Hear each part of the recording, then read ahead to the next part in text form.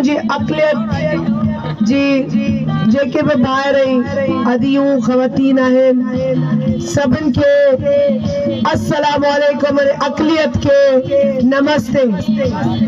नाराए भुट्टो आऊं तव्हांजी शुक्रगुज़ार आहियां त तव्हां हिते असांखे प्रोग्राम में घुरायो ऐं जोल सिटी पहिरीं मुझे तक में कोन हुयो मुझा तक चेंज थींदा रहंदा आहिनि वधंदो रहंदो आहे मुझो तक पहिरीं मुझे तक में सिंधड़ी हुयो 235 NA में सिंधड़ी वियो त पोइ मूंखे सांगड़ जो कुछ हिस्सो मिलियो NA 216 में हाणे मूंखे सॼो तक़रीबन तालको सांगड़ मिली वियो आहे ऐं हाणे मूंखे जोल सिटी मिली आहे। इहो तक मुंहिंजे लाइ नओं आहे पर आवाम मुंहिंजे लाइ नई कोन्हे। मसला मसाइल अॻ में ॾिठा आहिनि हल कया आहिनि हल करण जी ख़्वाहिश आऊं बि रखां थी ऐं मुंहिंजो भाउ जाम शबीर बि रखे थो। पीपल्स पार्टी जो मंशूर पीपल्स पार्टी जो नज़रियो आवाम सां बदल है। असांजो इहो यकीन ऐं ईमान है त ताक़त जो सर चश्मो आवाम है। असां चाहियूं था हिन तर जी हिन तक जी ख़िदमत कयो।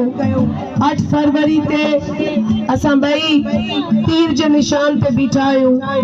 असां उम्मीद था रखूं त तव्हां पाकिस्तान पीपल्स पार्टी जे तीर खे खटाईंदव वॾी लीड सां खटाईंदव ऐं इंशाअल्लाह ताला तव्हां असांखे मौक़ो ॾींदो त असां तव्हांजी ख़िदमत कयूं। जीअं असां सांगड़ ज़िले जे उन्हनि तकनि खे ठाहियो आहे जिथे असां खटिया आहियूं। ख़ासि तौर सां तव्हां वञी ॾिसो त टंडे आदम खां वञी खंडियारी ताईं जेको रोड ठहियो आहे जेके रोड टंडो मिठा खान खां सांगड़ खां खिपरो ऐं हाणे त खिपरो टू उमरकोट में रोड ठही वियो आहे त पीपल्स पार्टी जॾहिं खां आई आहे सांगड़ जी ज़बू हालत खे सुधारे पई हिन खे सवलो करे पई। आवाम जी जेके मुश्किल आहे मुश्किलात आहिनि उन्हनि खे मोह पई ॾे। 60 साल 70 साल माण्हुनि हिते हुक्मरानी कई आहे कब्ज़ो रखियो आहे राज कयो आहे पर हिते जी आवाम खे कुझु कोन मिलियो।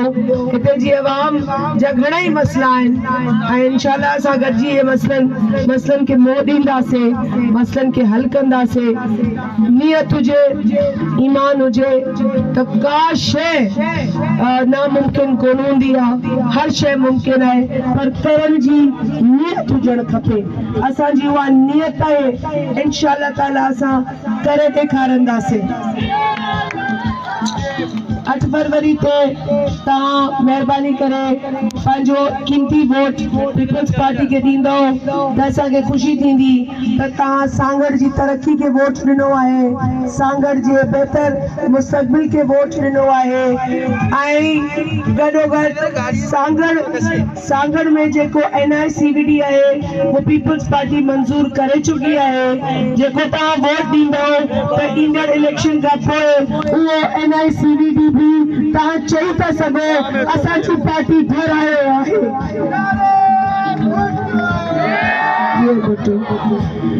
सांगड़ जी आवाम जे लाइ चेयरमैन बिलावल भुट्टो पंहिंजे मंशूर जे ज़रिए पंहिंजे मंशूर में ॾिनल जेको अवामी मुआशी मुआदो आहे हुन जे ज़रिए हर तबके जी हर इंसान जी तरक्की जो प्रोग्राम ॾिनो आहे।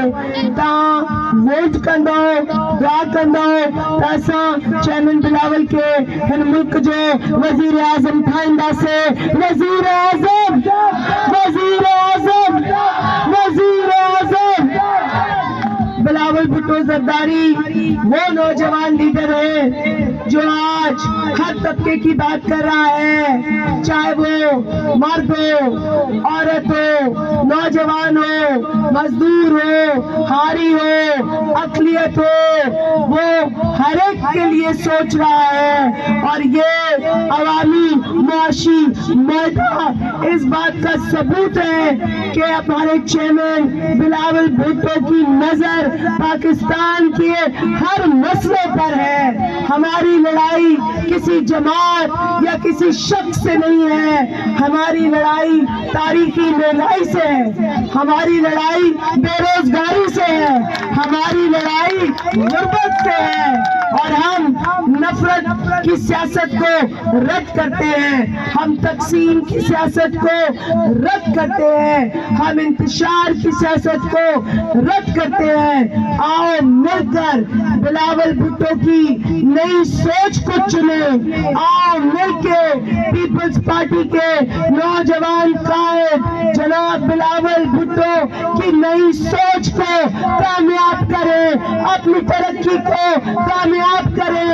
اپنے بہتر مستقبل کو کامیاب کریں. تیر پہ مہر لگا کر ڈبے پہ ٹک